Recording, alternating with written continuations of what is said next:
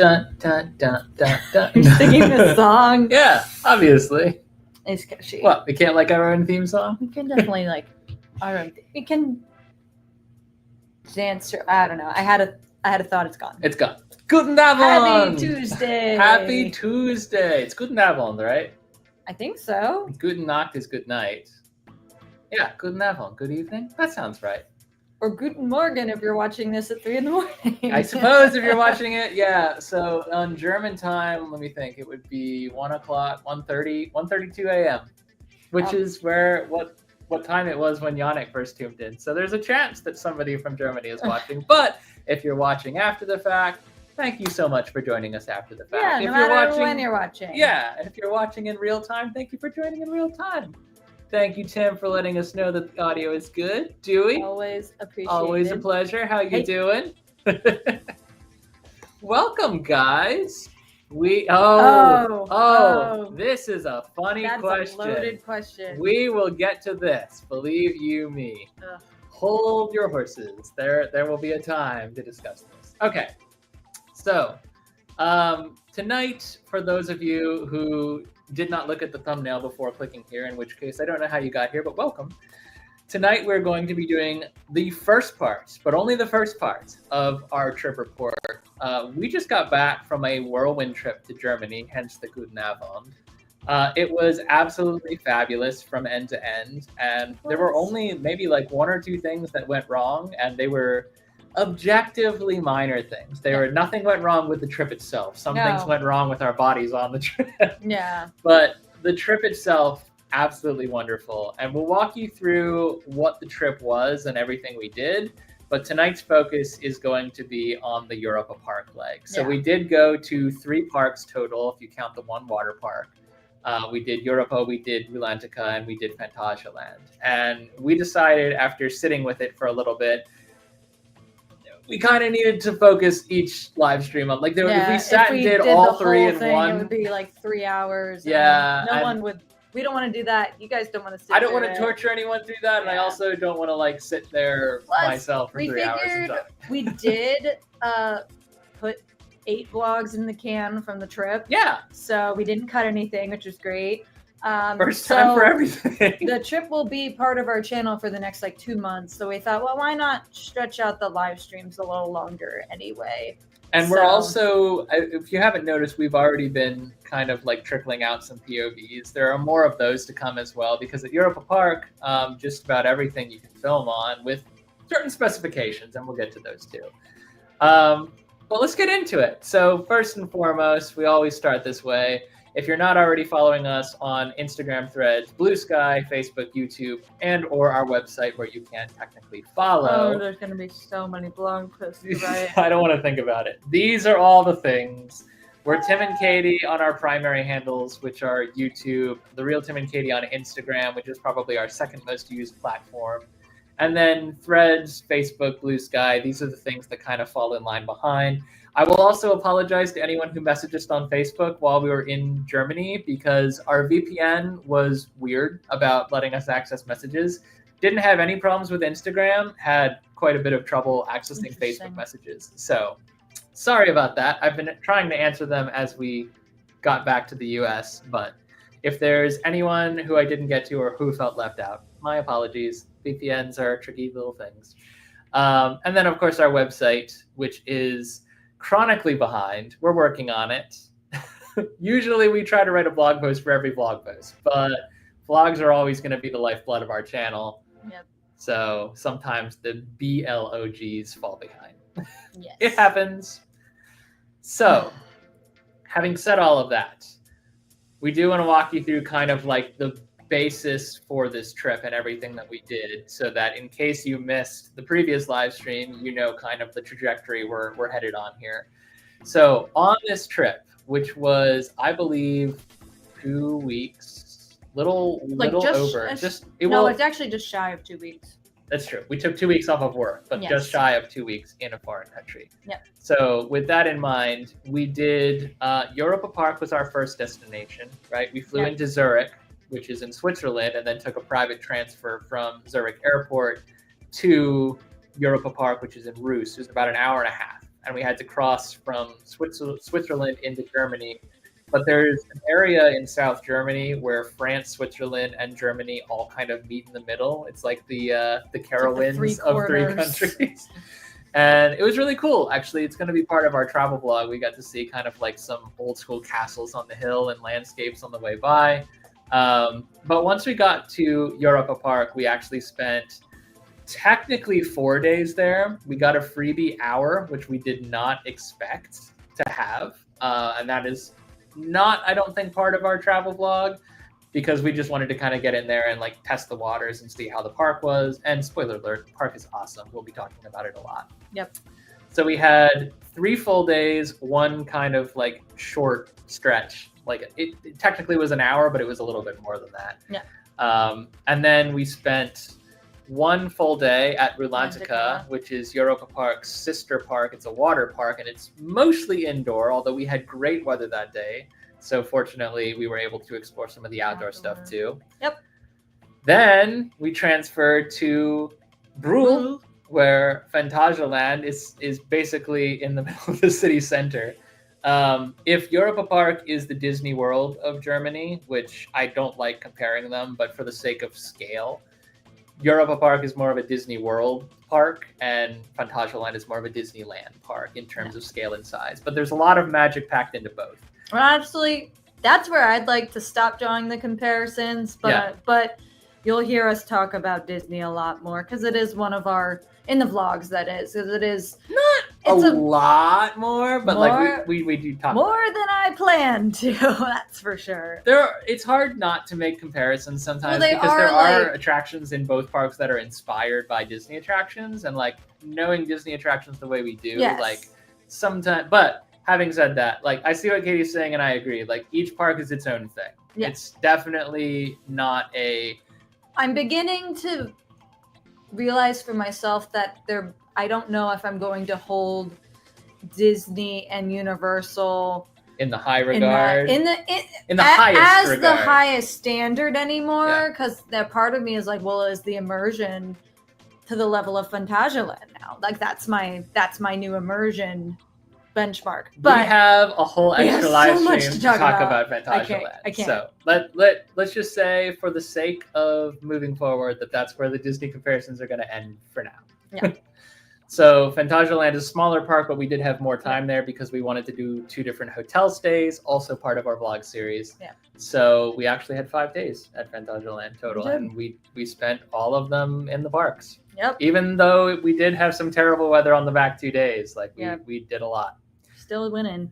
And then we did spend a day in Cologne as well, which is only about half an hour from Brühl, where we went to Phantasialand. Cologne is a major city in Germany that has historical significance due to the cathedrals and the many bridges and transit processes there.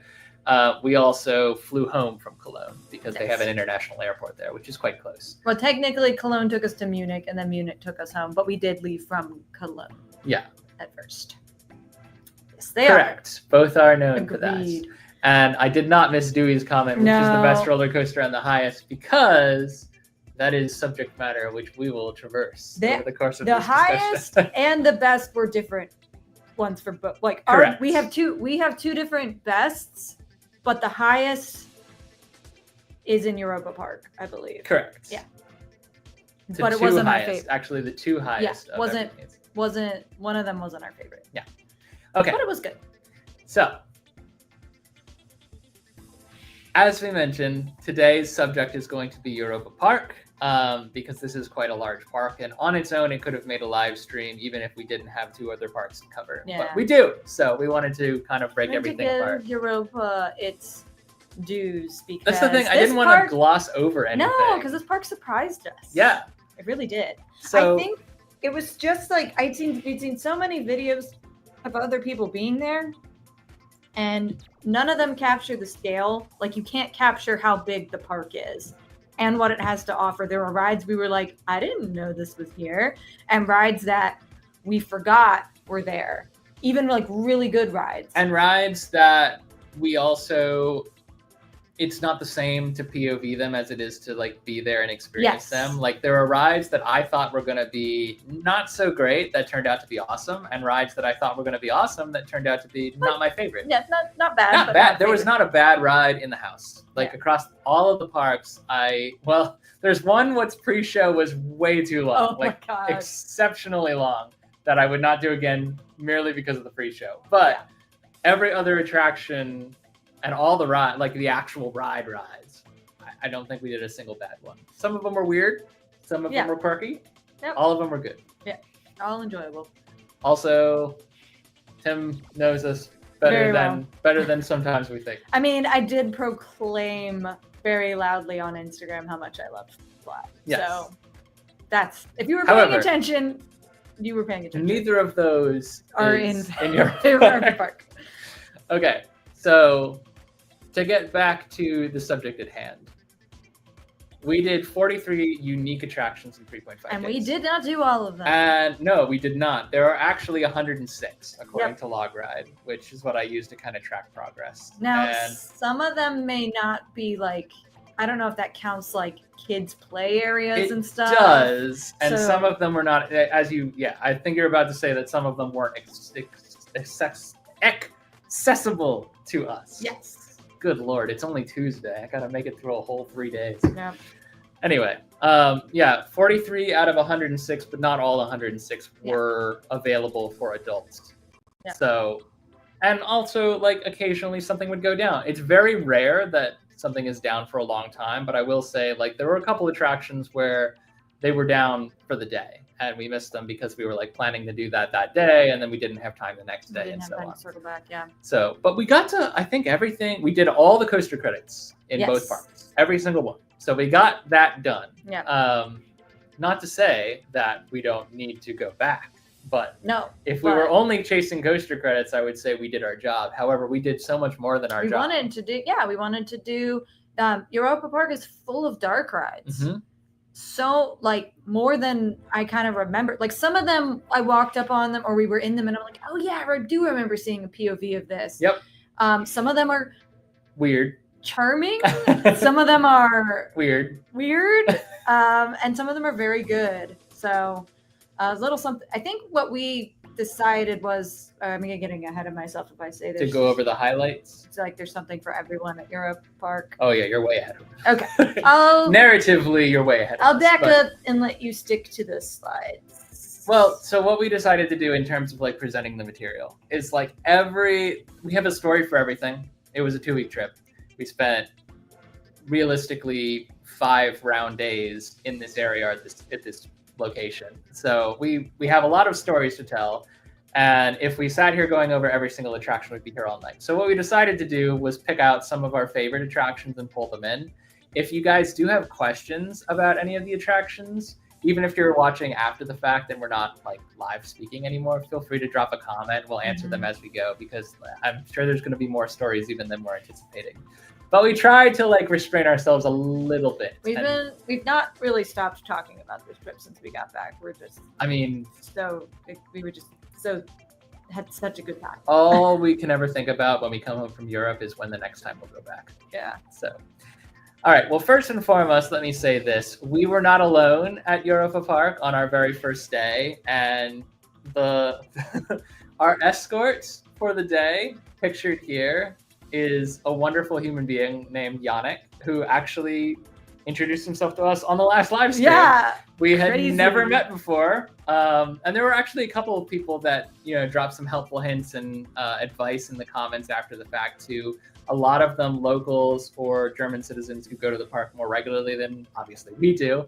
So we got a lot of advice and input before we actually set foot in the park. But on our first full day, we were very fortunate to have Yannick offer to swing by.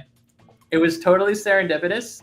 Like maybe a week before the trip, he said, if you want, we can meet up, but only if you want, which I thought was very nice of him. And we said, yeah, absolutely. Here are the 3 days we have like set aside for the park. The third one, we're not vlogging, but if you're not camera shy, you're welcome to be part of the vlog. And he was part of our first day vlog. Wow. So you'll see Yannick in a future video, but spoiler alert, most helpful human being on the face of planet Earth. It was like knew having everything about the park. We called him like our VIP tour guide. It was like being like with a universal tour guide. Literally, like he knew everything about the history of the attractions. He was getting us.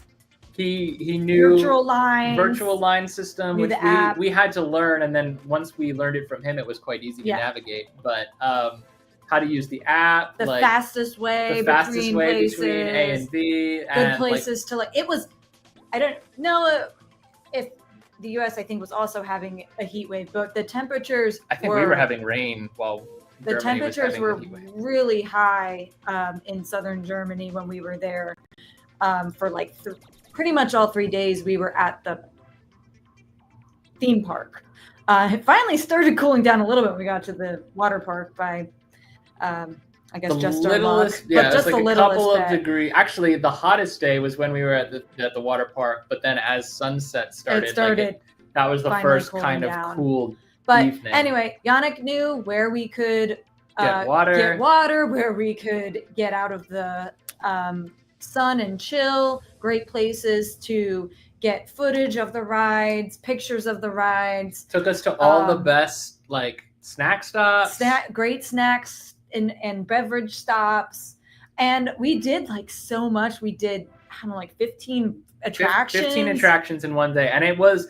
I will say this too. We were not expecting this, but it was quite busy from Monday all the way to Friday. It was actually slower on the weekends than it was during the week. This was a Sunday. And this was a Sunday, and it was, I mean, it was reasonably quiet as compared to Monday. It was still quite busy the whole time, like in Europa and Phantasialand, and even Rulantica. Like there was not a short line. He just would look at the wait times and be like, "This is going to go down," or "This is." Oh, it's 15 minutes right now. Let's go for it. It was just really great. So I don't know how much the vlog is, because I know Tim was struggling to keep up a little bit. Oh, Yannick was moving because we were going so fast. But it was honestly a great time, and it gave us like a really good like get your bearings and get to know the park, so that we could really take advantage of our next 2 days. I think the day 2 vlog is a little bit more lackadaisical because I think I was like stopping and smelling the roses a little bit more. But like day 1, it was just like raw joy. Yeah. Like every way we turned, we were getting better B-roll, awesome shots. Yeah. Like and we had gotten so many of the like must-do attractions done that day that our next 2 days were like we didn't have to rush to do anything. We already did some of the ones we wanted to do that we don't think we need to do again. We got the POVs. We got we did do many rides a couple of times. Like Blue Fire deserved as many rides as it could get, but and even on this day I think we did Voltron twice. Yep. So I will also say, and I think this will come up. Hold on, okay. So transitioning over to Voltron, since we're talking about it, Voltron is the newest thrill attraction at Europa. There's another attraction that's newer that's like a simulator, but we didn't do it. Yeah, it was one of the few. Well, we didn't miss it. We had the opportunity to do it. And we kept looking at it. And we'd be like, oh, in a little bit, It was like we can either do that or we can do Blue Fire again. So it was always Blue Fire. But Voltron is a very, very popular, very immersive new coaster that does things that no other coaster does. We talked about this a little bit on the last live stream. But Europa Park is unique in that it is owned and operated almost entirely by the Mach Rides manufacturer, the Mach family. They have a factory right outside, and if you're unfamiliar with Mach as a whole, they create a lot of roller coasters for all kinds of parks worldwide. Slinky Dog Dash at Disney World is a Mach ride.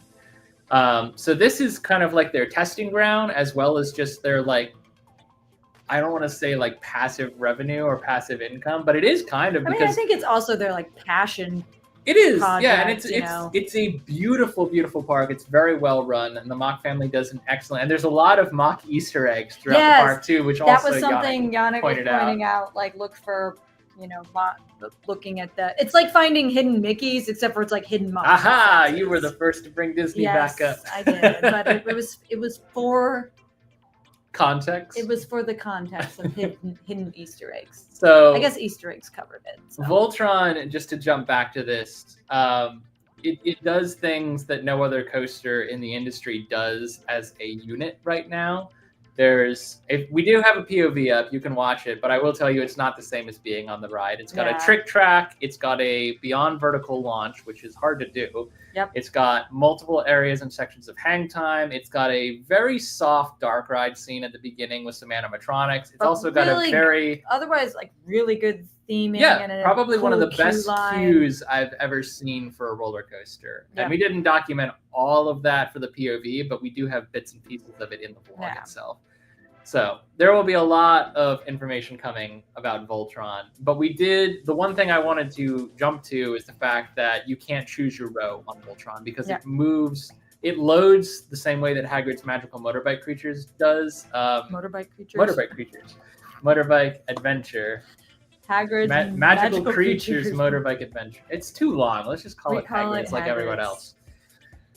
It loads much like Hagrid's in that it's a moving conveyor belt and you walk on and you load into, so they can't stop it unless there is an accessibility issue, which means that you can't make row requests. You can't wait for the next row because there's no room on the platform. They're just going to clog it. Yeah. And that does help with capacity, but it means that you have a 1 in 4 chance of getting front row every time and nothing but. And it's not like you eliminate one row by riding it, and then the next time you get in line, you're like, oh, well, I've already done row 3, so I only have 1, 2, and 4. No, it's going to be 25% chance every time.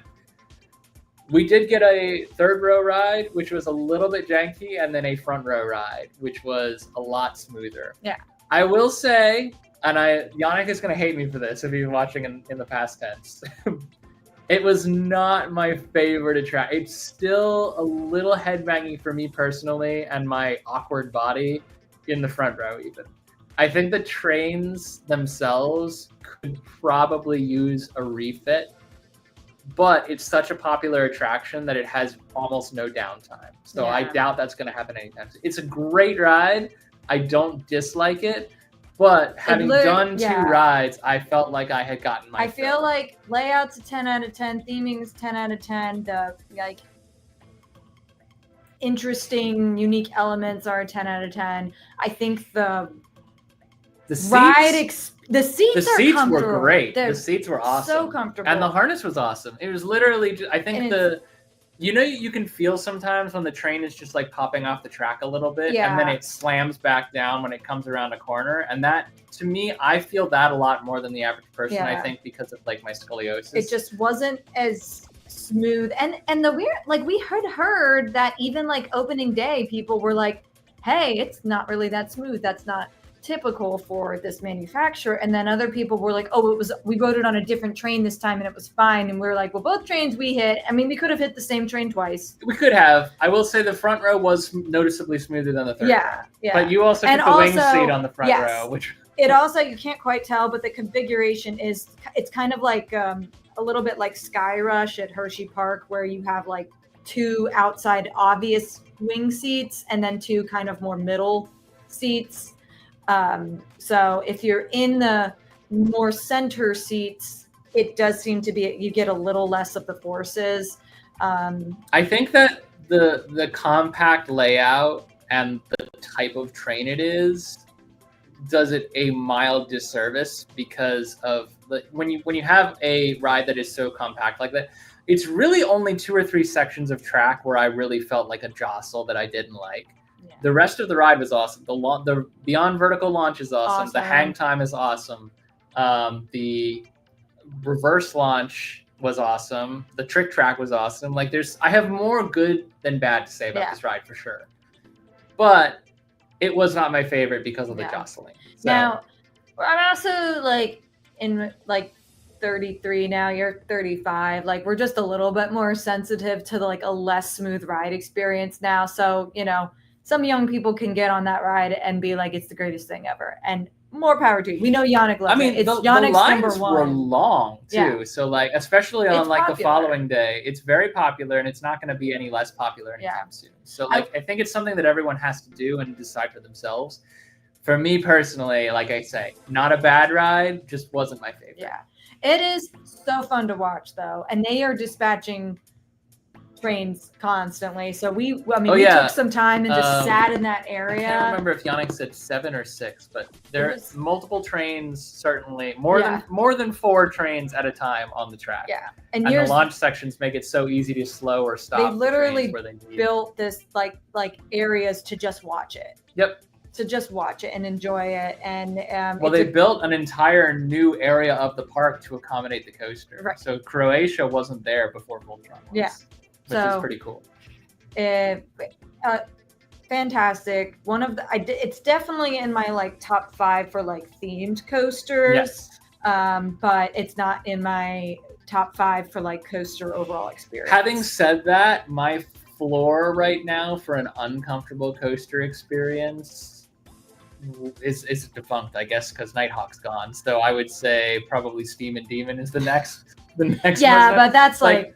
And then after that, several rungs above that is like Loch Ness Monster, which is very uncomfortable. So like Voltron is way up there in terms of like some of the most uncomfortable rides I've ever done. Like I say, I think it's something that everyone should do. Yeah, you definitely can't miss it if you go to Europa. Your body will tell you whether or not you like it. Yep, and maybe some of y'all just handle it better, and I'm happy for you. I did want to jump from coasters to dark rides a little bit, because this is probably, if not my favorite, it's in my top 3 attractions that we experienced at Europa. It's beautiful. We have a POV up from Piraten and Batavia, and that is actually the Dutch. Yes, because it's Piraten. It anchors the Holland area. Yeah. Pirates in Batavia plural. Is the translation, obviously, and it's basically a story of pirates on an adventure to find the gold dagger. The gold dagger. Yeah. Assisted by tiger dagger or something. I can't remember. Assisted by Yopi, your favorite little otter. It's a little pirate otter. It's the cutest thing ever. I was this close to buying one, but I was like, I can't buy another stuffed animal. Most of my stuffed animals are in storage anyway. But someday, if they had a mini one, I would have gotten it. But if they had anyway, Yopi I'm now Yopi's biggest fan. Pirates is obviously it's a dark ride, but it's also a reimagining of a former dark ride. The previous iteration burned down not that long ago. 2019 or something. Yeah, it was a sad day. Yeah. I remember that. That was just as we were getting into the theme park world, and so we never even saw a POV of the old ride. So getting off the new ride, which we both thought was fantastic. We were asking Yannick, did they change the story at all? And he's like, they changed everything. So the old one apparently was something of a pirate invasion. Which was popular, but perhaps not as popular as the new version. The new version is more spirited and more family-friendly. And more whimsical. Whimsical, yeah.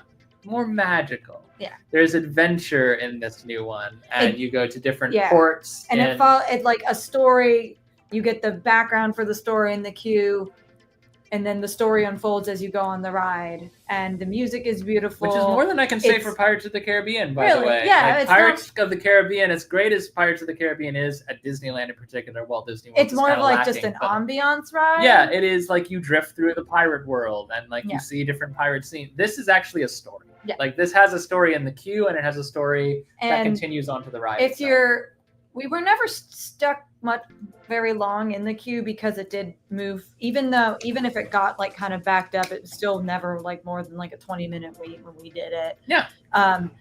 There's an animatronic of the main character, the main pirate, who does tell his narration in German and also English. And French. I think German, French, and English were the 3 languages. So if you caught it in English, you could catch it, but otherwise it's really not that difficult to pick up on story from a ride in a foreign language. You can at least appreciate it. So. And this is the thing that I wanted to point out since we're talking about it. A lot of people were asking us about the language barrier. And I won't say that it was completely non-existent, because there were times when we had to be okay, how do we communicate that? There were only a couple people that didn't speak English at all, staff members anyway. But a lot of times they will have the tag that has the different flags of languages they speak.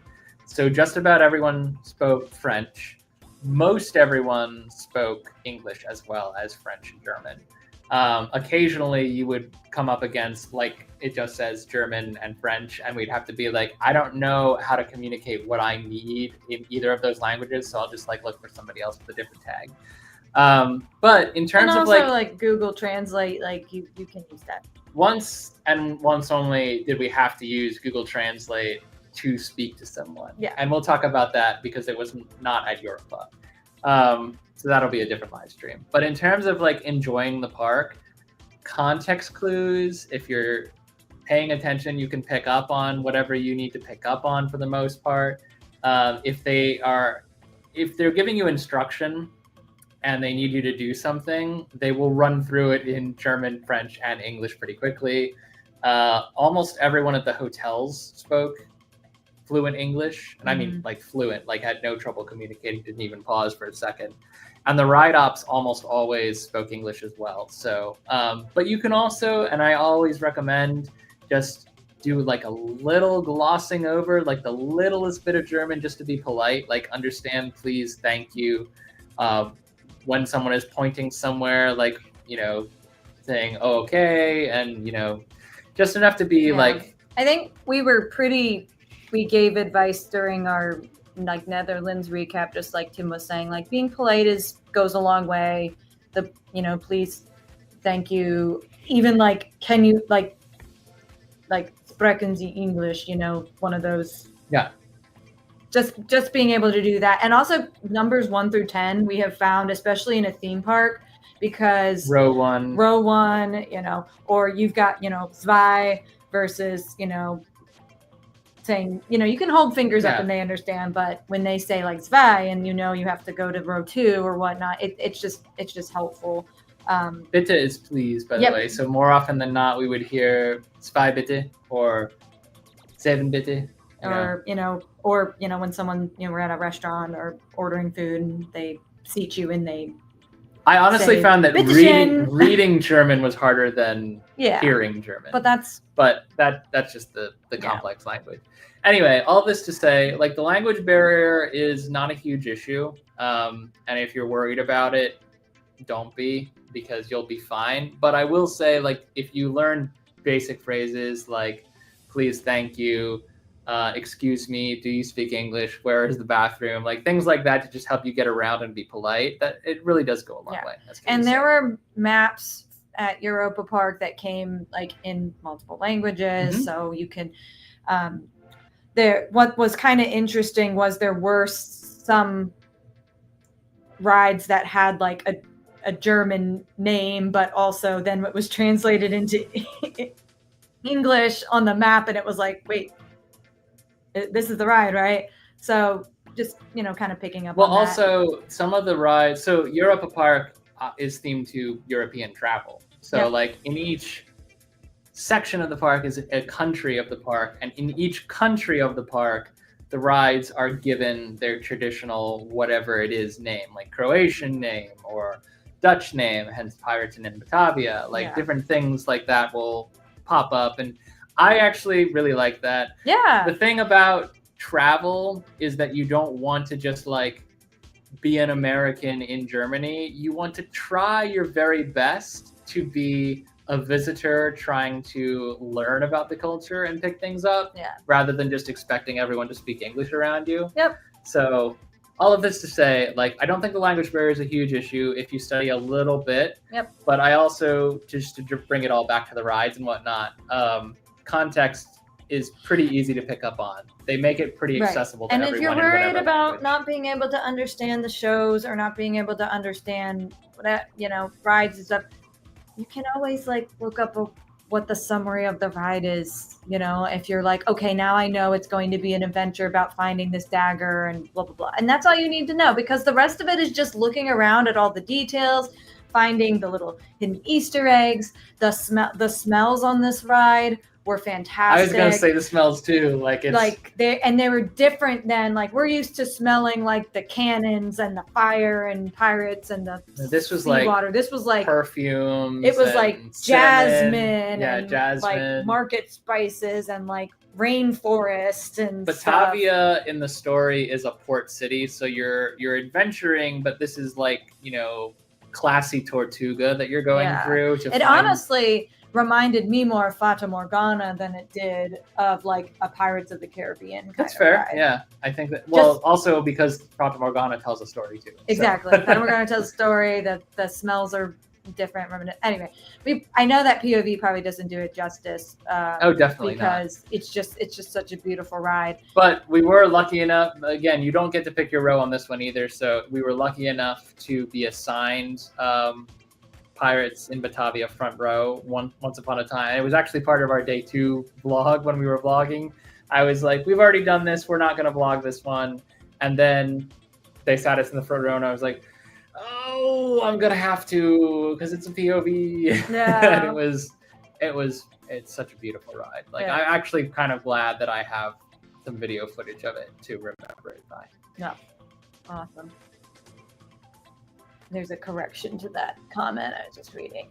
So I think in the ride, yes, there's I can't think of the word I'm looking for. There's like audio? Pre-show or not pre-show, like context cue. I can't help you. I have no idea what you're talking about. There's an animatronic and stuff in the queue that help tell some of the story before the ride actually starts. And that particular animatronic will speak in. I heard German and English.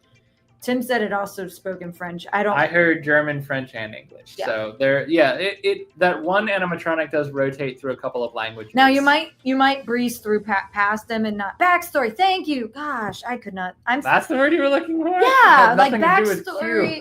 No, but I was saying it was in the queue before the ride started. Oh. So you're getting backstory for the ride.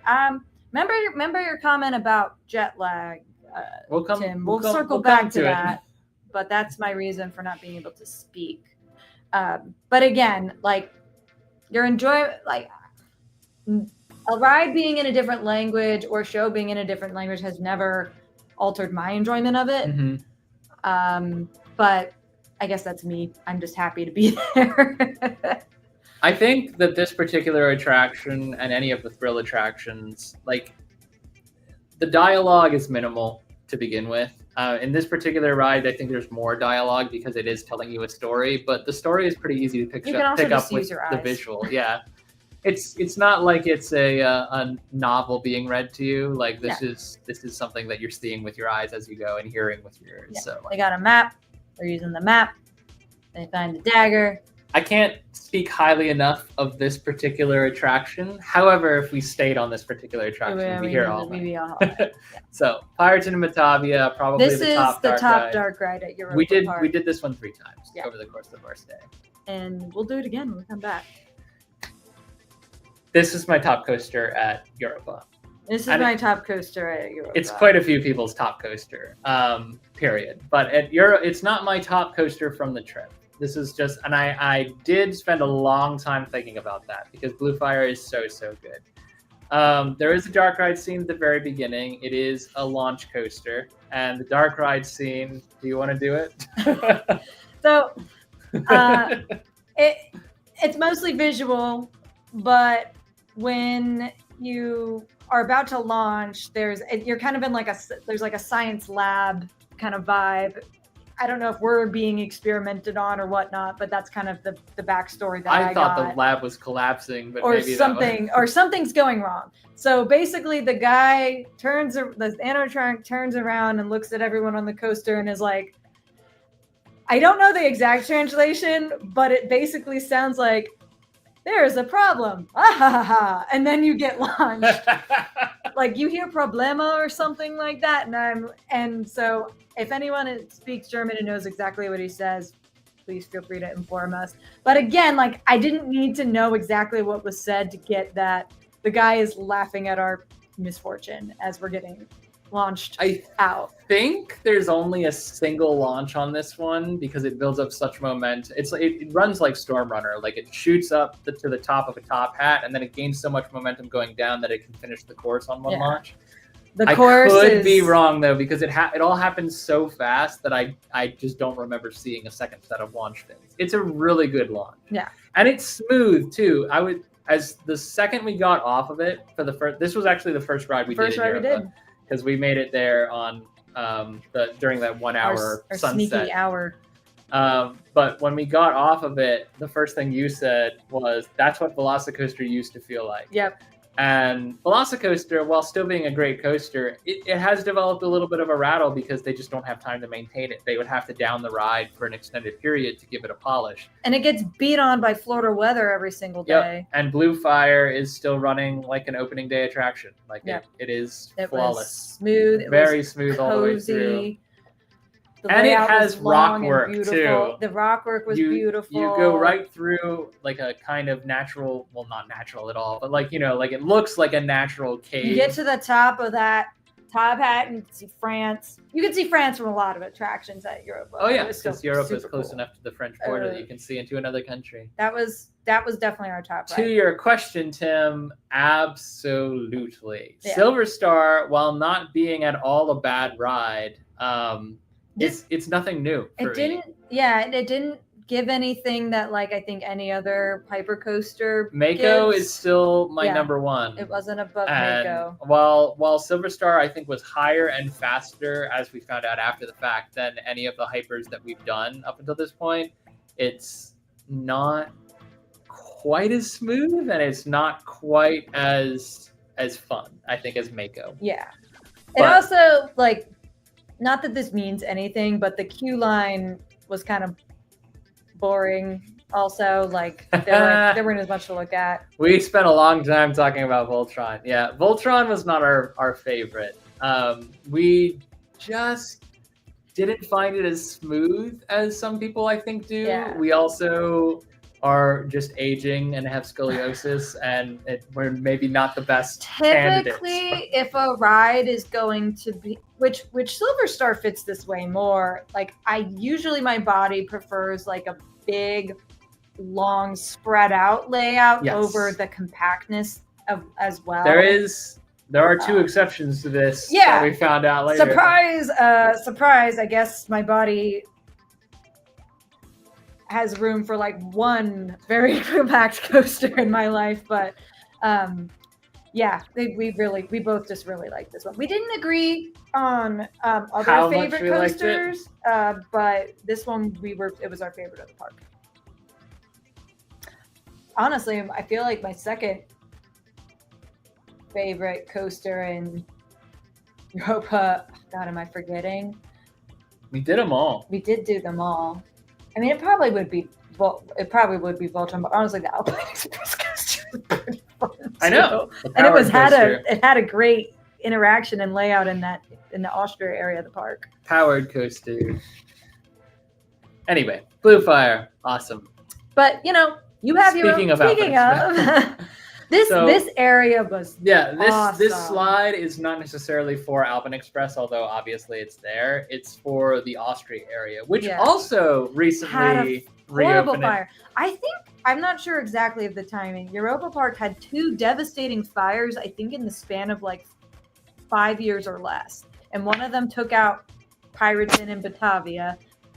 Or the pirate ride. I don't know if it was still called Pirate. It was Pirate Inn in Batavia. Okay. It just wasn't the same ride. And then this one, the other area took out a lot of the Austria area. And when they rebuilt it, they added the Yomi Adventure Trail, which was so fun, so cool.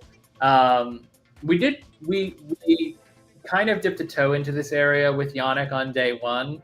A lot of the footage that you will see in our vlog was actually from like day 3 when we just ran around and did B-roll because the park was much emptier. We did the Alpine coaster with Alpine Express Enzian, I think it's full name. And we did the log flume with Yannick. Those were they were both just really fun. They have so much interactions together. Very wet. All the wet attractions are very wet. There is no stepping off anything with water completely dry. Let me tell you that. you will get wet. You may get soaked. That's what they say. Some of them literally said you will get soaked on the signage. We learned a lot of lessons. Anyway, this area is. I hate to go back to Disney again, but think about, if you're familiar, the California Redwood Creek Challenge Trail. This is like 3 steps above that. In terms of theming and like exploration. It's basically like, if you brought the comparison up, I'll just run with it. If you put like the challenge trail with like mini Big Thunder Mountain with like log flume ride, like, now I won't say Splash Mountain exactly, because Splash Mountain does have like way more dark ride than this particular log flume did, but they all just mash together, and you can get great shots of one or the other. You can, you're on the train here. You see people on the adventure trail. You see people on it. I don't know. It's just the interaction in the area, the kinetic energy. It's so well done. Yeah. And I will also say, and this is going to be a running theme over the course of these 3 live streams and all the vlogs, the near misses and the ride interactions, and most importantly, the vantage points of the off rides, like people who are not on the attractions. I literally saw someone give someone on the coaster a high five from off the coaster. Yeah. Like, it is so close, and that would never ever work in America, because the sense of social responsibility in Europe and European countries is so much higher. Yeah. So much more respect for humankind and responsibility and safety than any American has. Yeah. So like, I was just like, I'm always so enamored, like, seeing the cultural differences, but that is a cultural differences in theme parks in particular that I'm like, this makes our gig as theme park vloggers so much more beautiful. Yeah. Like, going and being able to like stand in front of the path of a roller coaster and have it zip right over your head is something that you'll never see at an American park. No nets, no fences, no anything. Yep. Not to say that, like, there were obviously parts that were fenced off to people, but we were getting shots of rides that we would never be able to get on rides in big name theme parks in the US. Yeah. It's just the way it is. I don't know. And I just want to throw it out there that I'm not advocating for that to come to America, because I know we can't be trusted with it. But I am going to put it out there that I think it's beautiful. It's a beautiful thing in European parks. And that's what we're seeing. And going out there and seeing if anyone ruins that for us, I am going to be so angry with you. So if you go to a German theme park or a European theme park, be responsible and embrace the beauty. Don't ruin it for the comparison you drew was like, oh my gosh, we had Velocicoaster like flying above our heads, the bridge and it took under Velocicoaster at Universal Studios Florida. It took days for that to come out because people started throwing ice cubes or something at the coaster when it went overhead. Yeah, and that's America, y'all. We suck. Like, don't do that. Please don't do that. So this is an area where really and truly, like, all these rides interact, and people you can get so close to seeing all these rides as they go by, and they're pretty tame rides too. They're not. They're family nothing rides. That goes by is going by at such a speed that it's going to rip your arm off. But you could literally like reach out and touch someone, and that's how close you can get to all of these attractions. It is a very, very cool area. It's beautiful. The ride photography is immaculate. I could say this about the whole park, really, but Austria holds a special place in my heart for like how well it's done. It just is so pretty. I agree that this is a Big Thunder Mountain powered mine train. What's the word? Like an homage of sorts to Big Thunder Mountain. But it is a very different coaster. It's a powered, and it goes around 2 loops. 2 different runs. It's much smaller. Also, we didn't do it because we were told not to. And having now done Crazy Bats, I agree that it would have been a bad idea. You can pay, I think it's €2 to have a VR experience on this ride, and they put you in the back row, and you have like 6 different programs to use. But I don't know why you do that when you have Austria. Yeah, when you can just look at what's around you. Americans for surprises, the open fire. Yeah, that too, 100%. Yeah, we can't be trusted. We can't have nice things because we always ruin them. No. when we were driving from Zurich to Roost, it became so apparent so quickly, like how young the United States is as a country, as compared to some of these other countries that have been around for so much longer. And that'll be talked about a lot in our Cologne vlog, which is a very historical city. Oh, I could talk about it at Europa Park. Remember, are we gonna talk about Schloss Balthasar? Schloss Balthasar? The castle restaurant? The castle that was built in the 1400s? I have a slide that's kind of adjacent to that, if you want to save it. But there's a castle there that was built in 1400s. Like, Europa Park has history. Well, like our driver's pointing out, like, hey, there's going to be this, like, cool castle on a hill. And it's like, castles. Like, we don't have castles. So think of this whole park as being, like, a responsible adult that is, like, learned to embrace the beauty of the world, and think of all American parks as being like irresponsible teenagers that are just trying to prove something. That's kind of the dynamic. Let's move to the next one because I want to talk about more fun. Oh, well, you picked a great transition. So again, Europa Park has some great. There's some weird rides. This one was. So this is a ride. So let me tell you the story of this attraction.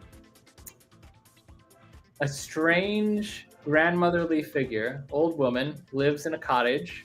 In her backyard, there are dinosaurs. It's the T-Rex's birthday, and so she's making all the dinosaurs cake. And that's the ride. And that's the ride. The dinosaurs get into the cake, and there's little, like, you'd come around and there's like a baby T-Rex, like, sitting in a cake, like mushing his face into it. That's the ride. It's weirdly cute. In France. Yeah. It's in France, right? It's Madame something. I can't remember the name of this ride. Madame, I'm going to butcher it. I do remember the name of it, but I can't pronounce it without looking. I think we just called it the Grandma Dinosaur. I called it Grandma Dinosaur, but it's okay. Madame Freudenreich. Freudenreich. Madame Freudenreich Curiosities. Yeah. Well, that's the shop. Or Freudenreich is the dark ride. Right, dark ride. Okay. Yeah. So this one, you got to do it. Like, it's a clamshell omni mover. Ooh. You can. And all Dark Coaster and all the other straddle coasters worldwide went down due to a manufacturer issue. So we don't even have that anymore. Well, we will eventually. They'll get it back up, but anyway, Madame Freudenreich. It's cute. You got to do it. Get out of the. I put this in as an example of a dark ride that is weird but somehow enjoyable. Yeah. Like, it wasn't a bad ride. Like, we got on and Yannick didn't want to do this one. He was looking at the wait times and he's like, it's only got 5 minutes, but it's weird. and then we did it on our day 2 and we're like, it is weird. But it was fun. It also, like, for the most part, like the themed country areas of Europa Park have attractions that stick with the theming of the country. France is where the Spaceship Earth lookalike, Epcot Ball lookalike is, and inside of that is the Can coaster, which is themed to Moulin Rouge. I did like that one. That ride was actually really fun. That might be my third favorite coaster. Weirdly, I agree. Yeah, because it was so much smoother than I expected. We don't have a slide for the Can coaster. But Madame Freudenreich is in France, and I'm like, this has nothing to do with France. And I don't know if it's like a holdover from everything to do with dinosaurs. It's just and I cake. don't know. Cake has something to do with France. It did seem like someone's drug fever dream a little bit. I will say it was like right next to a bake shop, so like you could tie it in that way. Like, you get off the ride and now you're hungry for cake. Maybe that was the idea the whole time. But most of the other rides were tied in some way to their themed area. Like the Russia area had like Euromir, which is themed to Russian space travel. The Russian snow ride. Euromir is the one attraction from which I took home the soundtrack in my head at Europe. I will say that is one area where I think Europa Park could actually stand to improve. They don't have, for first-time visitors, there's not a whole lot of jingles or ride soundtracks that stick in your mind. I mean, the Can is the stamp, like, We all know that song. That's not an It's not exclusive. super unique. But yeah. Anyway, Madame Portemrake. Madame Portemrake. This one though. Yeah. I love this one. We Geisterschloss. just posted. If you are not following us on Instagram, you won't know that we just posted a reel today from this. It's impossible not to compare this to the Haunted Mansion because there are so many things that are direct reflections inspired by the Haunted Mansion. But here's the thing. This ride is what would happen if... It's the Medici. It's in the Italy area, so it's focused on the Medici family, which are kind of an infamous What's the family. guy's name who did that we kind of low-key hate? The director? Ari Aster. If Ari Aster went to Disney World and did the Haunted Mansion ride and got off it and was like, This is like the Medici family is cursed and goes to hell. Yeah. Like that's the ride. Yeah. Well, it starts as a party, and the story of the ride, Yannick explained this to us. The story of the ride is that you are invited to a party. The host, as it turns out, has invited you specifically to be sacrificed because they're after eternal youth or wealth or whatever the many different things that rich aristocratic people are after. And then, as it turns out, the demons all double-cross them and everyone at the party dies, including all the hosts. So the story is beautiful party, dark and stormy night, suddenly things go afoul, and then the rest of the ride is like them being sent to hell one at a time. Yeah. Death by the lesson torture is don't make a deal with the devil, I guess. It's wild. It is not a ride for children, but 100% one of my favorites of the whole park. We did this, I think, twice, maybe 3 times. Yeah. Never was a wait for it. There's also a big, like, spitting... I don't even know if he's an animatronic, but he's like a prop. Big spitting prop outside that was Yannick. If he moves and talks, he's an animatronic. Yeah, I couldn't remember if he moved more than just spat at you. What is all this about Euromere closing? Is that a thing? I heard it was like on the chopping block. I didn't know if it had gotten like a closing date. I might have to look that up. That would be so sad. I'm glad we did it. If so, and we did it more than once too. Honestly, we were expecting Euromere to be a lot worse than what it was. It wasn't that bad. There were like 2 sections that were kind of a bit janky, but otherwise you had some great views from the top there. It was fun to look in mirrors and as you were going down. And I think the first time we did it, we ended up going backwards down like the first actual like decline hill, and it was terrifying but super fun. Did it get a closing date? No. Sean and Charlotte posted something about speculation that it was going to close in the near future. And then other people said the park said no, but... Yeah. Yannick seemed to think that it was kind of... I'm not going to say it's like a masterpiece. I would say that it deserves a reimagining because some of it is outdated. I thought that the Russia area itself could probably use a little spicing up. Well, what do they really have except for Euromere and Coca-Cola? the snow dark ride. They announced to close it in 2025 and chanted to someone else like Kane. Well, if they're going to reimagine it, I would say that would be that's the same as what I would be pitching basically. If they're going to close it and reopen it as something else, then it's not going to die and never. I mean, this is the thing. Castillo de Medici, or however it's pronounced. I thought it was still called Geisterschloss. It's not though, because it still says Geisterschloss on the front. Yeah, that was an homage to the previous ride. It still has the plaque up from the Ghost Castle.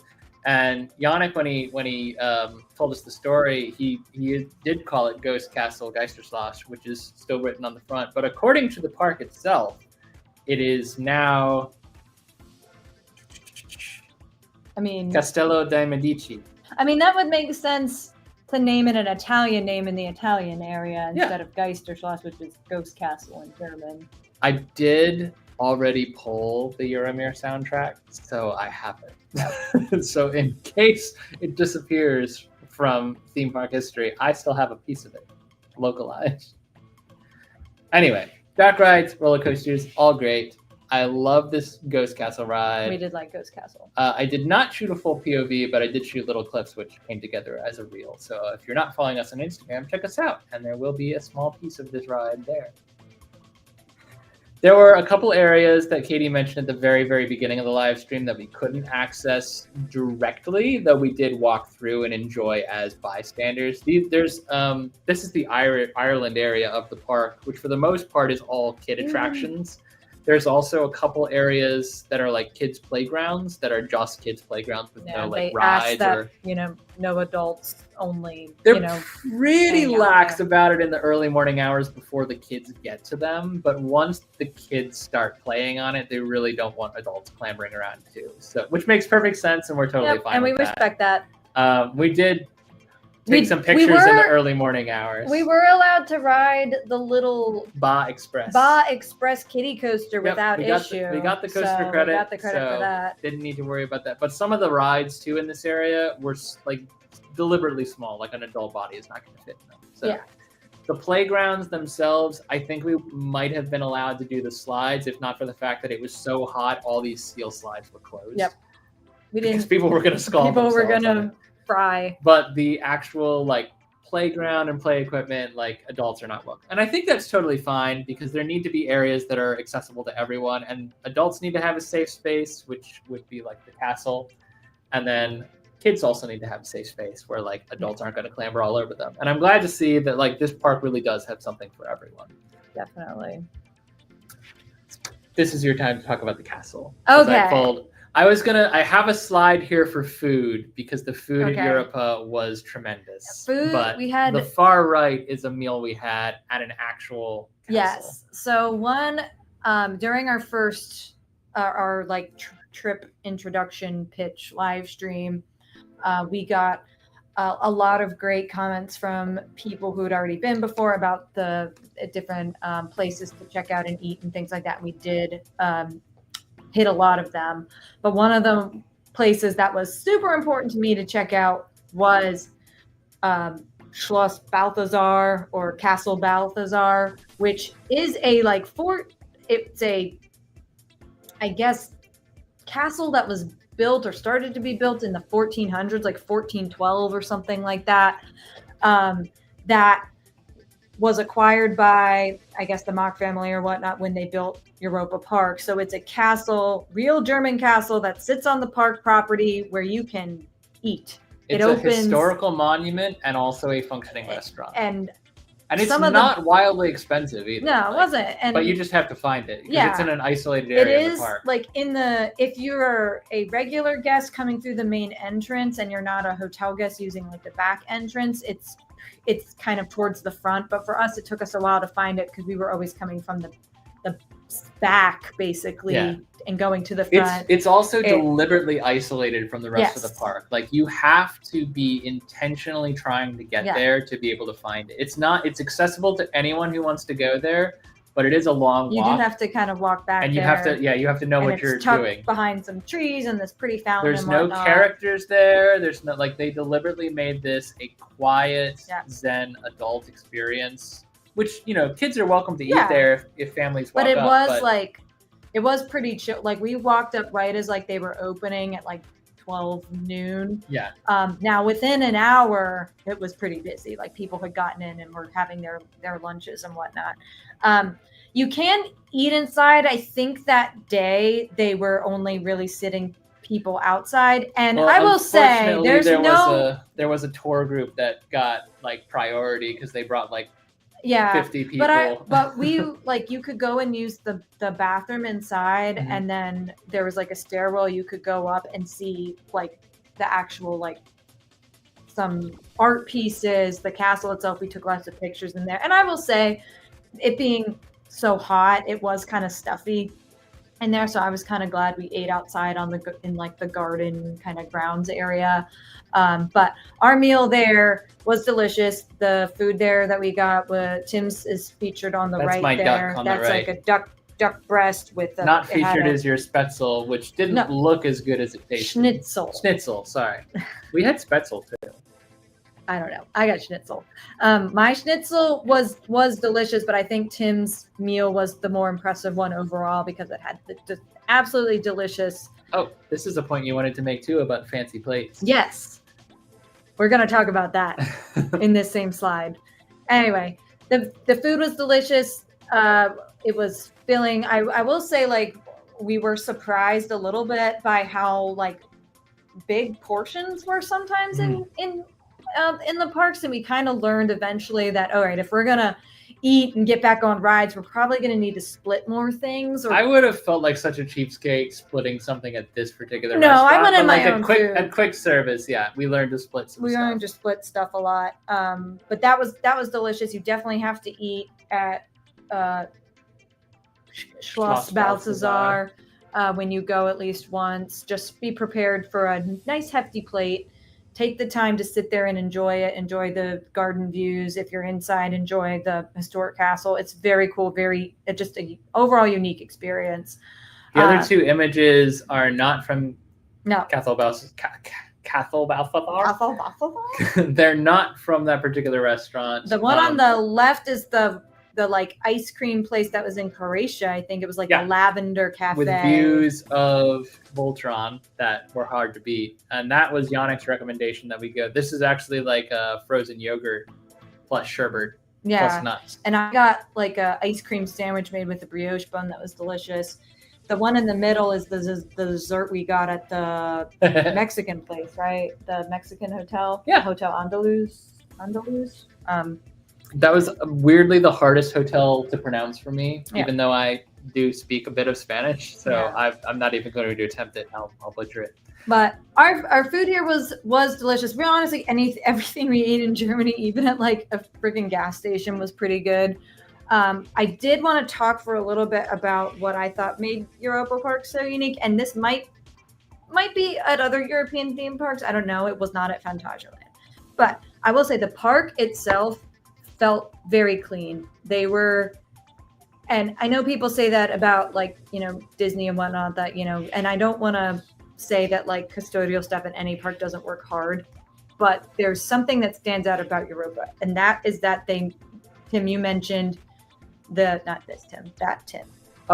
Tim mentioned the pretty plate that the stuff was being served on. That was served in the theme park at a quick service ice cream place. And pretty much they use like real silverware, real plates, glasses for the food there. And then the expectation is you eat off of it, you enjoy your meal, and then you return it to either a tray, return receptacle, or back to the counter. Drinks, like soft drinks, were mostly served in a reusable cup, such as this. Now, you would get charged for the cup, so this would be like a €2 charge on top of your soda. But if you finished your soda, brought it back to that counter or another counter, they would give you your €2 back. Also, this cup, €2 is literal. Like that was the cost of the cup. If you brought it back, you get your €2 back. If you didn't, it's a souvenir. Yeah. This same cup with Mickey Mouse on it instead of Ed the Mouse, $19 at Disney. Yeah. So like it makes a great souvenir, but if you did want to contribute to the cleanliness, you could also get your €2 back. Or if you've gotten like your third soda of the day and you didn't want to keep a third cup, you could return it. And because of that, there was very little trash sitting around at empty tables. People I'm not to say that people sometimes wouldn't leave their stuff on the table, get up and leave. That happens everywhere. But for the most part, it wasn't trash sitting around, unused or, uneaten food left out, that kind of stuff. Even napkins were sometimes even a little bit hard to come by because they didn't want them just being wasted.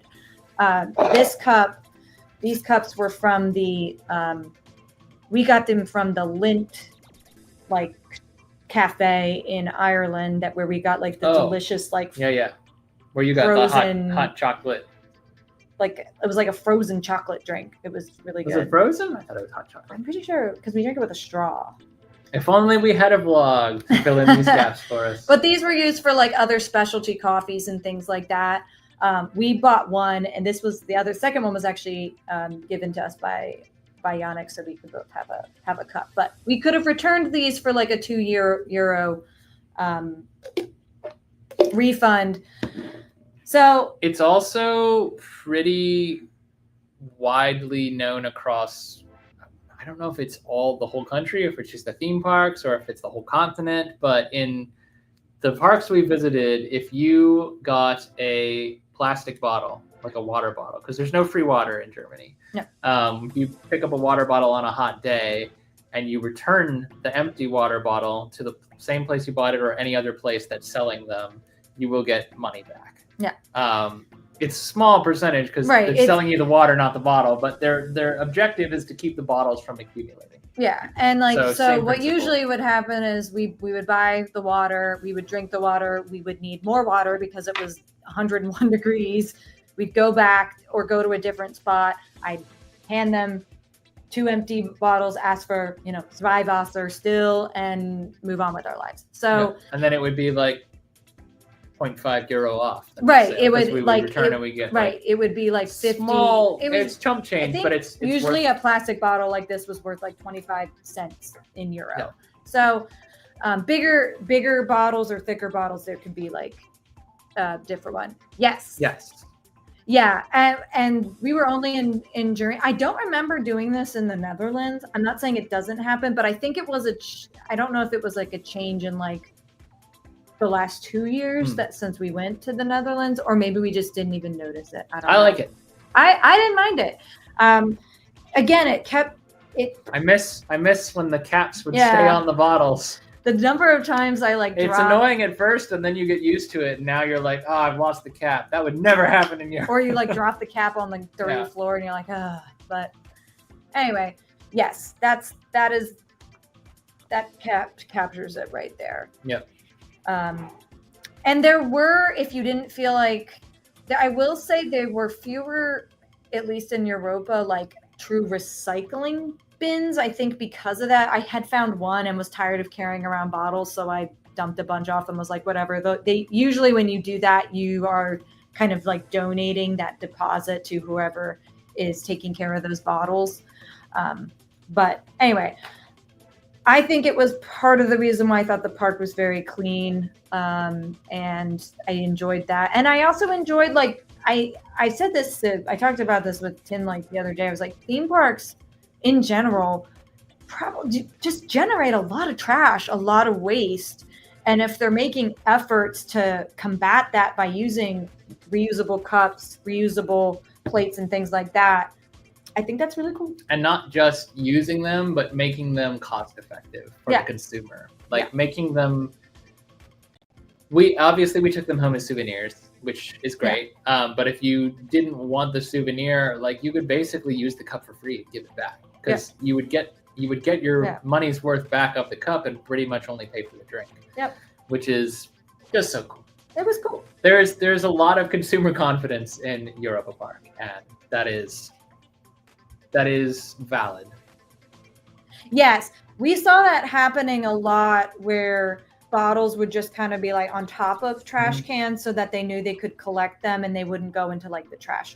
I would say we saw more of that in Phantasialand because there were the queues were further removed from the actual community areas. So like if you couldn't get to a place and you didn't want to have to take the bottle with you to the ride platform, but in Europa, there's plentiful locations to exchange bottles or to drop the bottles in a recycling bin if you want to donate. I don't want to linger on this, but we already have. No. I don't want to linger on this as far as like Phantasialand goes, because I don't want the message to come across as Phantasialand is a dirty park. It's not.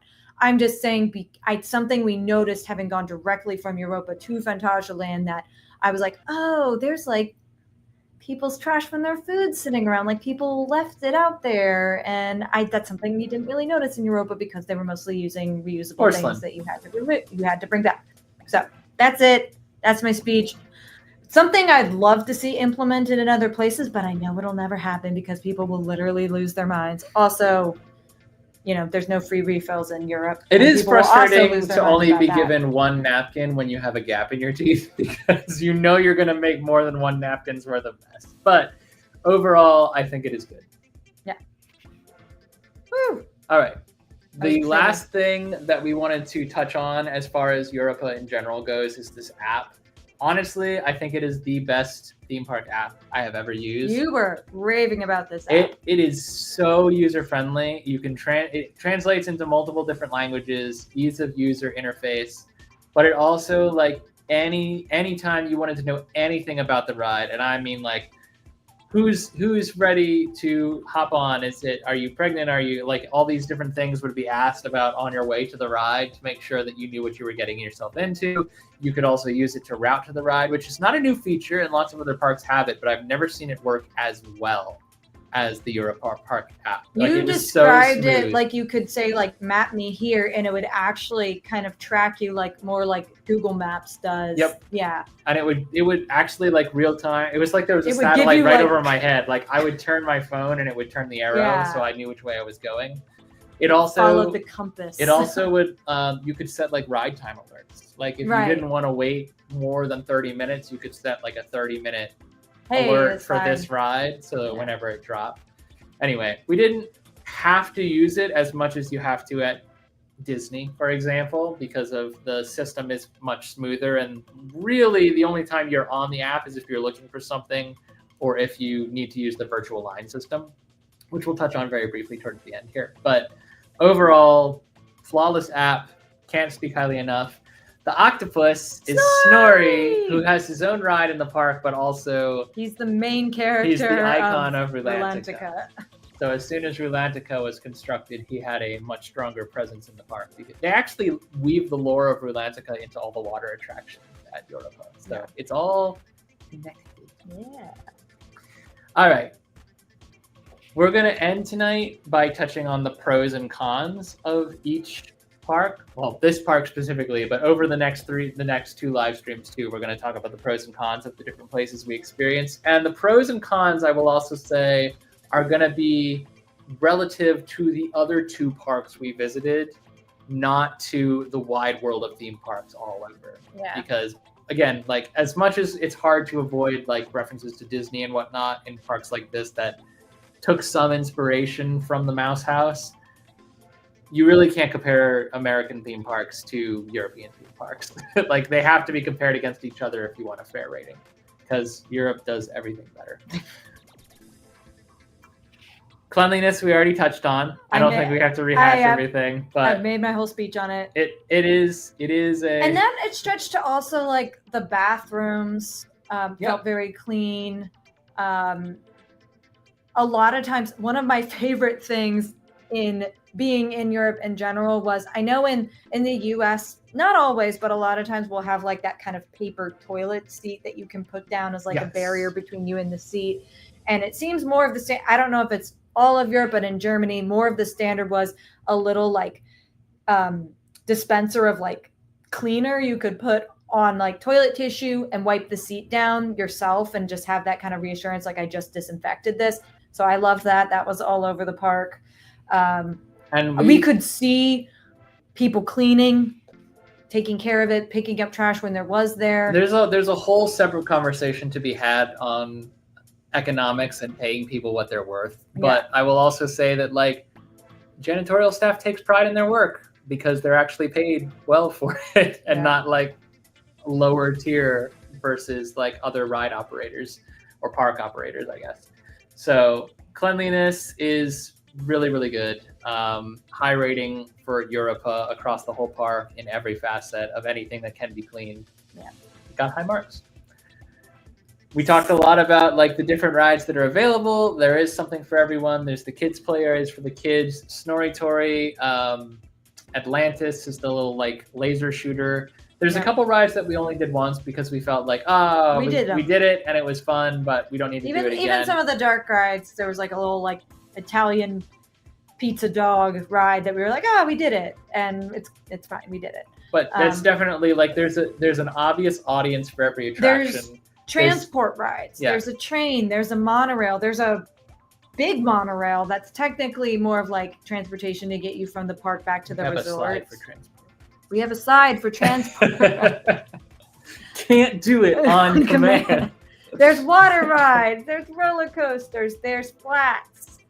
And there's a variety of coasters that are, anywhere from like Alpine Express, it's definitely more geared towards families, to, Voltron Nevera, which is high thrill, higher height requirement, things like that. This is definitely good information. However, I will say that above minimum wage doesn't happen often for janitorial staff in the US. I don't know what they're paid for, like, at like the bigger parks. I doubt they're paid that much at, your Six Flags Cedar Fair kind of parks. It's if you're paid enough that you can live on a salary. The thing, is if it's a living wage. If it's a living wage that allows you to meet your expenses and not feel like a second-class citizen, you take a little bit more pride in your work. Yeah.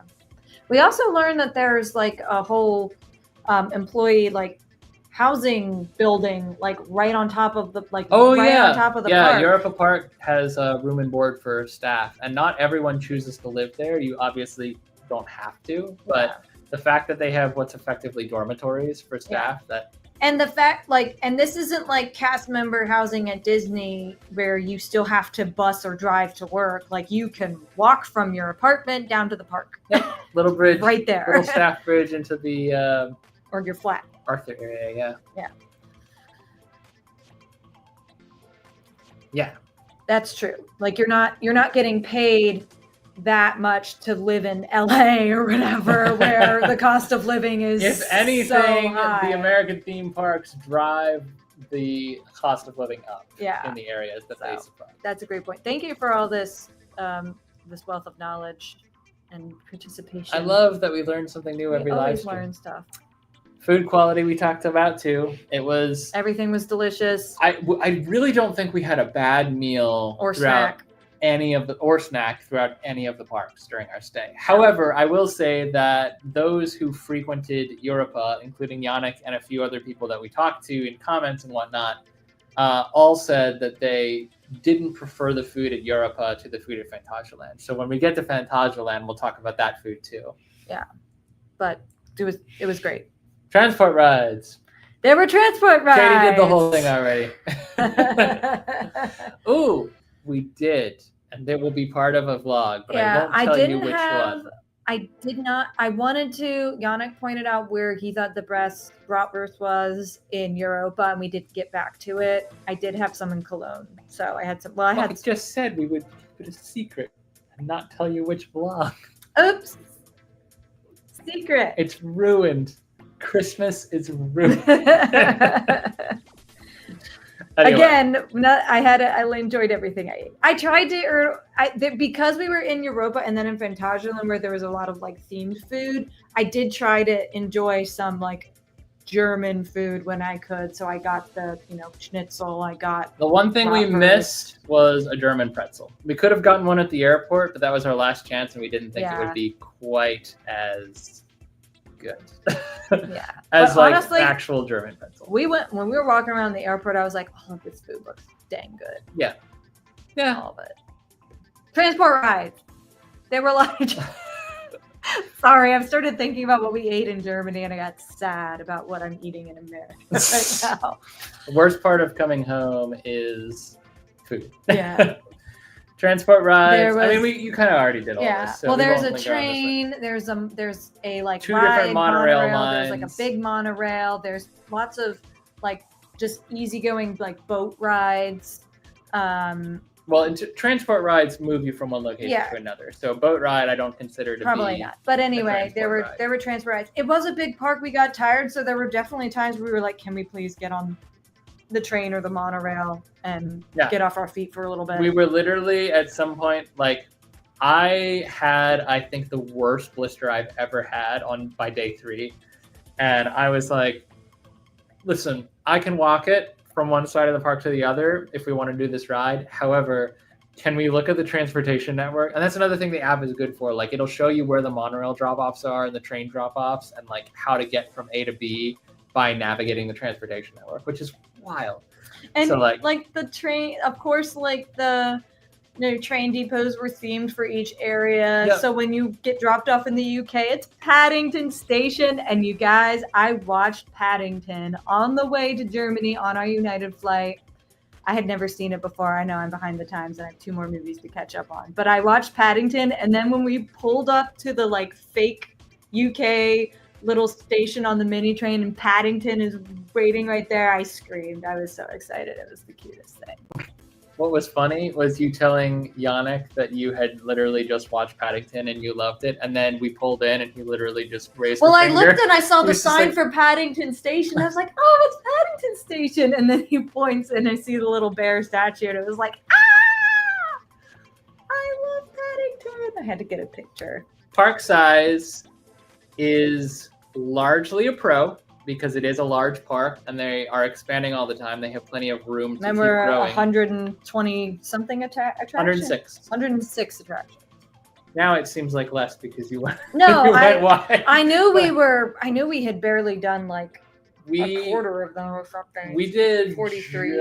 Just over a third. We Yeah. scratched the surface effectively, but 106 unique attractions, of which we did 46, some of them more than once. Obviously, there are some things that we couldn't do or some things that we weren't interested in doing, but overall, I'd say like there's more to go back and do later. Yeah. Like if we want to go back, and they're also adding stuff all the time.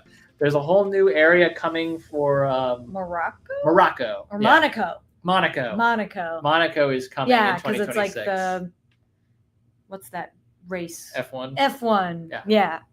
That whole area. They had a preview center set up in the Silver Star Bay. So Yeah. anyway, Park app, super easy to use. Already covered it. Not going to cover it again. Pay attention. Cons. It was hard to come up with cons. We were really but racking fun. our brain for this.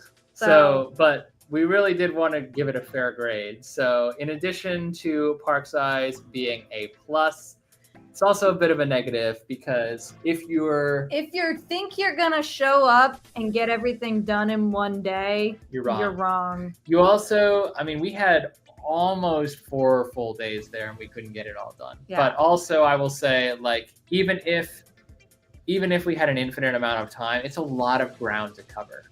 So moving from one end of the park to the other, like when you enter from the hotel entrance, you enter at the back of the park. Right. So to get to the front of the park, where say Volitarium or Volitarum, I don't know how to pronounce Volitarium, it. I think. Volitarium. The flying theater is. Yep. It's a great attraction. We wanted to do it, but we did have to walk all the way from the front to the back, or from the back to the front rather. And then the same thing for Castle Balthazar and some of the other attractions. Fortunately, the transportation rides make it a little easier to navigate because the express monorail actually drops you Exactly. off back to front Yeah. directly. So if you did start at the back and wake your way to the front over the course of the day, and you were like, man, I am so tired, I need to get off my feet, we twice hopped on the express monorail, got sent right back to the hotel entrance, and then just had a relatively short walk back to Hotel And Bell thank you Rock. again, Yannick, for showing us where that is and telling us it was an Yes. option, because it just doesn't occur to us sometimes. Yep. But it is a large park, and you will be expected to do a lot of walking to get from A to B, regardless of how many transportation rides there are. Yeah. So prepare for a long day. Pack your ibuprofen if you need it. I certainly did. And wear Comfortable comfortable shoes. shoes because I broke a new pair in, and that was I my think mistake. we just should have gotten a few more steps in those Hey, shoes Zoe. before. But yeah.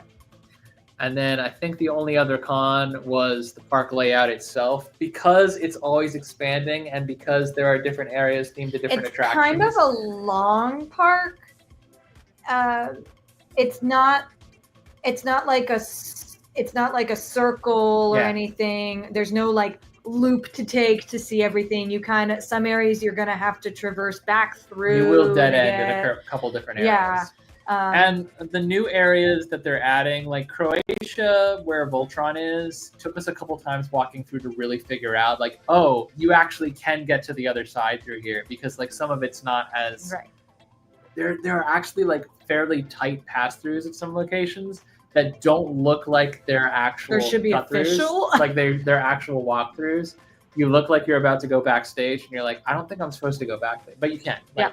If you look at the map, and this is where the park app comes in super handy, because I was looking at that app as we were walking up on the edge of the Croatia area, and I was like, no, it says it connects. And then we went around the wall and like, oh, sure enough, no, there's a walkway, but we wouldn't have found that otherwise. Yeah. So park layout can be confusing, and it also, as we say, it takes a while to walk from A to B. The only other con is mostly an American to European thing, and that was the jet lag. And that had nothing to. It had nothing to do with the park. But what we will say is like a parting piece of advice is that if you are flying, it's 6 hours ahead from East Coast American time to European time. So you can fly overnight and arrive like the next morning. And for you, the challenge is to stay awake until German bedtime, because if you don't, you're going to have a really hard time. But we did that. We did everything properly. And it worked super well when we went to the Netherlands. And it didn't work so well when we went to Germany. For me, Tim did fine. It took me 3 nights to finally sleep. My body was doing the thing. And we don't mean like sleep like a 6 to 7 hour shift. Like it took. I mean, like more 3 nights to sleep. Like to sleep more than like actually 45 go to sleep. To 90 minutes. The first day we got there, I didn't sleep. I was basically awake for 6-7 hours before I was like, well, I'll just push through another day, and we're here. It's fine. We had Yannick. Yannick took us around, and I was fine until like maybe a 5 o'clock, 6 o'clock wall, which when the park was kind of closing anyway, and we were done. So then the next night I was like, surely after like 48 hours of no sleep, my body will go to sleep. Nope. Didn't sleep that night either. We're in that week right now. So in the third night, when I tried to go to sleep, I was like, this is going to be it. This is going to be the winner. It wasn't. I had a mental breakdown in the middle of the night. I woke him up crying. And thankfully we were done at least vlogging the park at that point. So that day I finally did go to sleep, and we could sleep in a little bit later. Went to the park, not that much later, but like maybe just a little bit later. But we weren't filming that day. We weren't filming. Like so it wound up being kind of lackadaisical, and like we left a little early, and we went and had a nap in the hotel room, and that was totally fine. Yep. The 2 pieces of advice that I would give as an East Coast American who already has a leg up on West Coast Americans if you're traveling to Europe.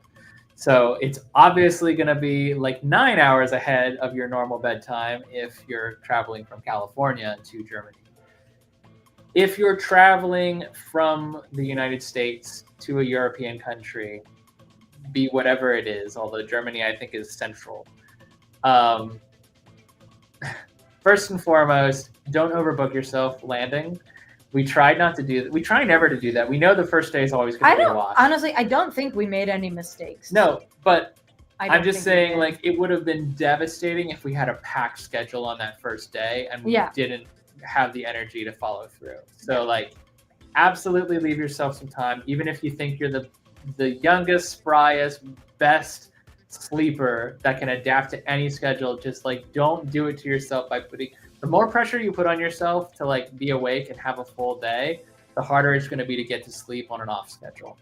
So that's the first thing I would recommend. And the second thing I would recommend, melatonin maybe. Like just prepare for the worst and hope for the best, and then try not to put too much pressure on yourself psychologically, because your body's going to do what it's going to do. And what we had to like wrangle with is the fact that like on 3 days of no sleep, Katie's like spiraling like it's going to be this way forever. I'm never going to sleep again. And like you have to hold on to the idea that like this is temporary.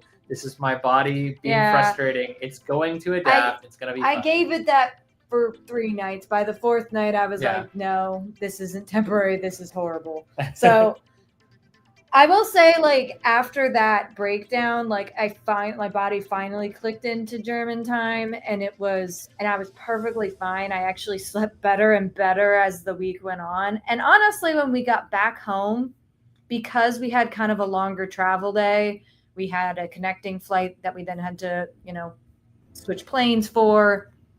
We got in a little bit later into DC than we thought, and then we had to wait 2 hours. We got in only about 20 minutes late. Yeah, but I said a little bit. I said a little bit later. after the 20-minute delay. 2 hours luggage. after landing, our luggage finally arrived, which I blame Dulles Airport for and not Lufthansa for that, but maybe, who knows. After like a 16-hour travel day when we got home, I went to sleep, and I thankfully haven't had trouble sleeping since we got home. This feels like a very niche tip. It may not apply to all audiences. Oh, Zoe, no. Zoe, that should have been a vlog. I don't. You're very selective about what you vlog. That one we wanted to see. Oh no. In fact, Daily Dose of Internet also wants to see that. Hashtag oddly specific. Good advice. I will definitely not do what you did, or what your tip is. I will not do that. So I did forget one thing, another con about the park, and this is actually a park app con, but it's a very soft con. The virtual line is basically what the Disney Fast Pass system used to be before Genie Plus, and then whatever the heck it is now, like Lightning Lane, Premier Pass, Multipass. The virtual line system, you do it all in the app, and it's all completely free and totally random, lottery based. You go in, there's 6 attractions on the virtual line system. You scan your ticket to verify admission, and then you go and you click for the rides you want, and you try to grab a available time window. Some rides that they have on that system, of the 106 attractions, 6 of them are on the virtual line system. Of the 6, 2 of them don't need it because the virtual lines don't even shave off any time. The other 4 are so highly competitive that they don't really benefit many people. Yeah, you have to do a lot of fiddle faddling to get it. And thankfully, Yannick was able to get it for us for Voletarium on that day, so we didn't have to mess with that again. And also, because Yannick taught us how, we were able to get a what was it? Not Super Splash, the other one, Poseidon water coaster. The water coaster, which was not my favorite ride. Yeah, but we got it. But we're glad we didn't wait an hour for it. Yeah, because it was we did 45-minute line that we basically just did a walk on for. So it works when it works, but it doesn't work a lot. The thing with Piraten is your virtual line only skips whatever queue is like waiting outside, which is only like maybe 30 people. So don't bother with Piraten. Most of the time, especially if it's earlier in the day, it doesn't even have a line anyway, even though it should, because it's a fantastic ride. Overall, though, we loved Europa Park. Europa Park was this is such a disrespect to the park to say, but at the time when we made trip plans, this was our while we're here park. Like, we built this whole trip around Phantasialand and spending as much time as possible in Phantasialand because it was always our number one bucket list park. And Europa Park, being 4 hours away from Phantasialand, we were like, if we're going to go all the way to Germany, we have to do Europa. But I don't think we anticipated how much we loved Europa or how much we would want to add extra time to that stay. And this isn't even Rulantica. Like, this isn't even talking. We're talking about Rulantica separately because we already talked about Europa for an hour and a half. Yeah, we haven't even talked about our hotel stay at Bell Rock, which is part of the Rulantica. We were going to combine them. So we'll talk about the hotel stay and Rulantica next time. But overall, like, Europa Park, such an amazing park. Had no idea it was going to be so amazing. Always thought it was going to be great. Never thought it was going to be amazing, incredible, outstanding, or any adjective in between. Just to like put like the final seal on, or put my foot down or whatever. A lot of people see the image of, the Space Mountain like globe and think Spaceship Earth. Sorry, Spaceship Earth. Woo, jet lag still. That's what I'm going to blame it on. I can use that excuse for like the next 2 weeks, and then it's probably no longer After viable. a month and a half, people start questioning, okay. They're like, are you still jet lagged? Spaceship Earth look-alike, and they're like, oh, it's a German ripoff of Epcot. It's not. It's its own thing. Park-wide. It may have been. They're definitely. I mean, it's in the Europa Park lore that the Mock family, like brothers, went to Disneyland and were like, we want to build a theme park like this. So yes, there was inspiration, but it's its own thing. It's worth visiting. It's great for thrill seekers, great for families, great for anyone who just loves to be surrounded by beautiful landscaping, theming. And it's got cultural significance, historical significance. It's also the testing ground for any new Mac rides creation. So like you can be some of the first to try like innovative new technologies that may ultimately make their way into the market worldwide. But overall, it's a perfect park. Yeah. Like I really do the cons that we came up with, we had to reach so far to come up with cons because the only thing that we thought of when we said like what didn't we like about Europa Park was like the heat. Yeah. But it wasn't, which is clearly Europa's fault. Yeah, it's not like they can change the weather. It was hot, and I wish I wasn't jet lagged for 3 days. Yeah, 4 days. But those were things that had nothing to do with the park. So the travel vlog will drop this Friday. Next week we'll have Europa Park day 1, and the week after that we'll have Europa Park day 2. So we will have content coming very soon for Europa Park, but we did want to start with this live stream because we knew everyone's been asking us about it. We've been kind of trickling out content on Instagram, Threads, and Facebook, but we haven't really dove into what we actually did. So obviously we had a lot to say. It's been an hour and almost 45 minutes, but thank you guys. Oh, I do want to mention, because we kept forgetting this ride existed. We did love the Arthur and the Invisibles ride at Europa Park too. It's just Arthur. It's Arthur and the... Based on Arthur and the Invisibles, but the ride is just Arthur. The Arthur... What are they called? The Munchie Men. Munchie Men? I don't think that's quite right. No, go ahead. They start with an M. Jet lag? Anyway, yeah, I know what you're talking Money about. Moochie Choice. I can't remember. The ride based on Arthur and the Invisibles. It's a fantastic ride. Yeah. It's so good. We kept forgetting, we did it with Yannick on the first day, and then we were like, first things we did. It was Pirates first and then Arthur. So yeah. We really liked it. It was a great ride. All right. We'll stop talking. Thanks so much for the history lesson, too, on all the things we did.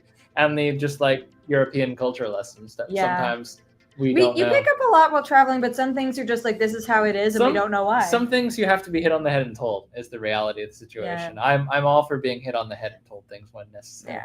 And in regard to Tim's comment about Silver Survivor, honestly, things like rides not being perfectly smooth or dark rides being kind of weird and quirky are not, in my opinion, worth saying that I would change about the park. Nah, I wouldn't really change much about it. I don't know that I would change Voltron as much as it wasn't my favorite. It is not everything. It is the full ride package. Yeah, not everything has to be everyone's perfect cup of tea. I kind of like that not everything is for me. Yeah. Because then I can be yeah, you go do this ride while I go do Blue Fire for the 3rd time. Yeah. Of course, we're going to highlight Yannick as our creator spotlight this week. VIP tour guide Yannick. Yannick keeps weird hours. I wasn't sure if he was going to pop on tonight. I know it's right now it is 3 o'clock in the morning German time, but he made it to the last one, so I don't know. But if you're watching, Yannick, whether now or later, thank you so much for everything. It was an amazing day, and it was an amazing park experience thanks to you. I'm glad we could capture it in a vlog. Glad we got together, and we have the memories. And hopefully we'll see you again next time. But in the meantime, y'all go check him out. Instagram and Threads, as far as I know, are the platforms he has. If he has TikTok, I didn't see it, and I apologize. But definitely Instagram, if nothing else. Next live stream is 2 weeks away, and that will be Rulantica and the Europa Park hotels. And believe you me, we have a lot to say on that. We have a lot to say on both those things. So there will be more. I'm going to bed dreaming about breakfast at the Bell Rock. Oh, it was so good. And it was so good every day. That was the best breakfast we had the whole trip. I think it was. Reliably. I think it may have even been better than the Fancy Cologne Hotel. It was reliably better. Mm-hmm. All right. We're going to pack it in for tonight, you guys, but thank you so much for joining and listening to our yammers. We hope you have enjoyed hearing about Europa as much as we enjoyed being yammering at about Europe. it. Until next time, I'm Tim. I'm Kitty. And every night Is a new adventure. we will see you again soon.